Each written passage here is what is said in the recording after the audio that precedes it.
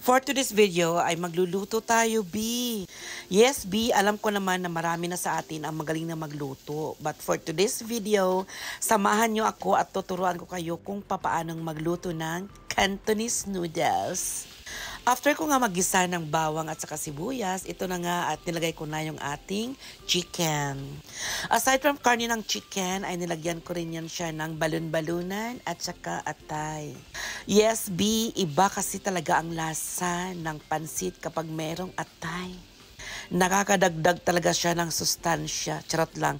Nakakadagdag kasi siya ng aroma, nakakadagdag ng flavor at kung ano-ano pa. Habang kinukutsang ko nga yung ating mga chicken, ay nilagyan ko na siya ng oyster sauce para manamis-namis ang ating Cantonese noodles. Yes, B, mas maganda yung lagyan na natin siya ng ganyan, oyster sauce, para habang kinukutsang natin, ay nanunot na yung lasa. And after nyan, B, ay nilagyan ko na rin siya ng dark soy sauce. Yes, B, sa Cantonese noodles, dapat dark soy sauce talaga yung nilagay natin. Kasi iba rin yung sarap na ibibigay niya at yun pa, masyado siyang mapula. Kasi nga, dark soy sauce, diba? At yung pinili na nilagay ko ay hindi siya salted masyado. Bali, dark soy sauce siya, pero hindi siya masyadong maalat. So ay na nga, B, nakapagtataka talaga itong chicken na binili ko dahil after ko siyang magisa ay naging sabawels. As in, napakarami niyang tubig pero minikos-mikos ko lang yan at naghintay lang ako ng tamang moment dahil nawala din yung kanyang tubig at ito nga at nagmamantingka nga ang ating chicken. Mas masarap kasi, B, kapag ikutsang talaga natin at ilabas talaga natin yung mantika ng chicken. Para as in, medyo toasted siya at lutong-luto siya from in to outside to inside. Ganon. Yan, B, mikos-mikos lang tayo dyan. Tingnan natin yung mantika. At kung pwede na siya, ay lalagyan na natin siya ng water. Huwag mag-alala, B. Ang water ay nilagay ko sa bote ng ating oyster sauce kasi konting-konti na lang yung laman niya at itong dark soy sauce din, nilagyan ko rin siya ng tubig. Kasi sayang pa naman, B, yung mga naiwan doon sa bote. Aminin mo, ganyan ka rin magluto. Kapag wala nang laman yung bote, ay lalagyan mo siya ng tubig dahil sayang din yung mga naiwan pa doon sa loob. Diba? So, ayun na nga. At meron ako ditong ilalagay na sutanghon o kaya bihon. Kasi yung nabili ko as in matigas siya, B. Napakahirap siyang lutuin. Kaya inuna ko na muna siya. Huwag magko-comment bakit inuna ko yung bihon? Kasi nga, matigas siyang lutuin. Kung ilalagay ko yan sa huli, as in, B, para siyang alambre. Kaya, diniskartihan ko na siya ng malupet, ang pinagbabawal na teknik. Unahin ilagay ang bihon bago ang mga gulay. So, ayun na nga, B, at dinagdagan ko yung tubig kasi hinigop talaga ng bihon yung mga water galing Pasig River. So, ayun na nga, nilagay ko na yung ating mga gulay. Makikita nyo, meron tayo dyan carrots, meron tayong capsicum at meron tayong broccoli at meron din tayong mga sari-saring mga mushrooms. Halu-haluin lang natin yan, B, hanggang sa ma-occupy na yung space ng ating wok. Ang gusto ko kasi, B, sa pansit gisado ay hindi masyadong luto yung ating mga gulay. Gusto ko crunchy siya kapag kinakain. Kaya ayan, gigisa lang natin siya, i-mix-mix lang natin ng konti at maya-maya ay maglalagay naman tayo ng isa pang ingredients. Dapat talaga even. Even yung lasa ng ating Cantonese noodles. Kasi baka mamaya, yung ibang gulay ay hindi lagyan ng mga ano natin, ng mga ingredients. At yan na nga, at inuunti-unti ko lang inilagay yung ating yellow noodles. Yes, B, yellow noodles ang tawag nila yan dito. Pero sa atin, ang tawag dyan ay Mickey. Pero, ang noodles na yan ay medyo mas malaki siya ng konti sa mga Mickey na dyan sa Pilipinas. Ganun pa man, ang tawag ko dyan ay Mickey pa rin. Sa supot niya kasi ang nalagay ay yellow noodles. Inuunti-unti ko na dyan sa ilalagay. At madali naman itong maluto kasi hinugasan ko yan siya ng mainit na tubig kasi masyado siyang oily, B, at saka may amoy siya. O, diba? Napakamatso ng inyong kusinero. Bakit napakayami ko sa na video? Parang nagkakaporma na talaga yung katawan ko. Tingnan nyo, be. Siguro kung hindi lang juding si Mr. Riban Singapore, maraming magkakrush sa kanya. Tignan nyo naman yung katawan, B. Napakayami. Mas yummy pa yata siya doon sa niluluto niya. Ang angle. Yes, B. Sa kaka-gym ko yan, nagkaroon na ako ng mga muscle.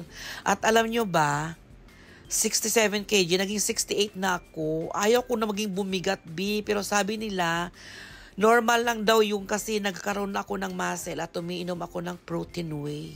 Saan pala pupunta yung mga kinakain ko, mga protein? Siyempre, bibigat talaga ako. Tingnan naman, ang ganda. So, ayan na nga, B, at luto na yung ating Cantonese noodles. Cantonese noodles. Namimiss ko kasi yung mga Cantonese noodles na binibili ko dati sa Dubai. Kasi yung tirahan ko dati sa Al-Karama, sa baba niya, mayroong Cantonese restaurant, Chinese restaurant yon.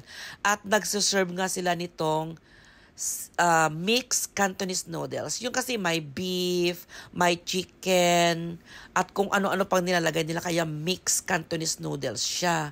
Ito naman, nilagay ko lang is chicken lang at Thai lang at saka balon-balunan. At syempre, mayroon tayong broccoli at mayroon tayong pa-mushroom. At oyster sauce nga yung nilagay natin at kunting dark soy sauce. So, ayan na, B, luto na at titikman na natin.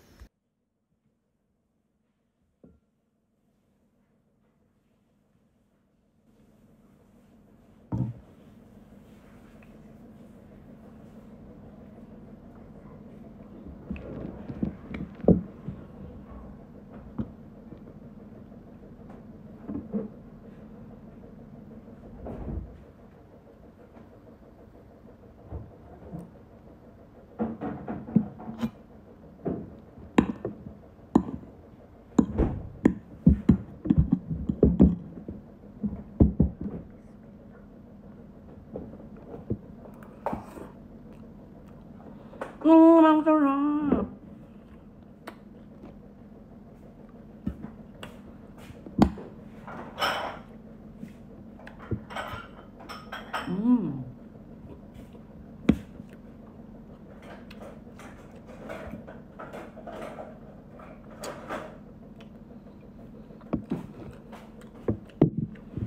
Sarap.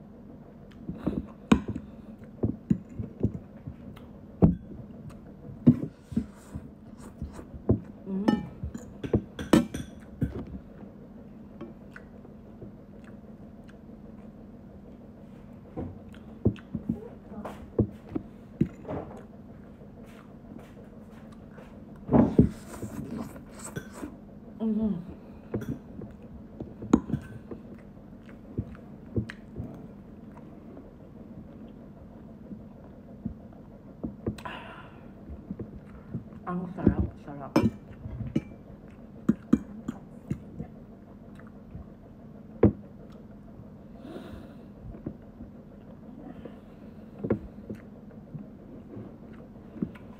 Kaya guys, bago kayo lumunok-lunok ng laway nyo dyan, at mainggit sa akin, at mabash, magluto na rin kayo ng Cantonese noodles.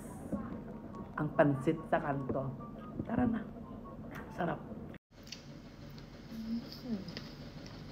Sarap. Masang pansit na may mushroom and broccoli.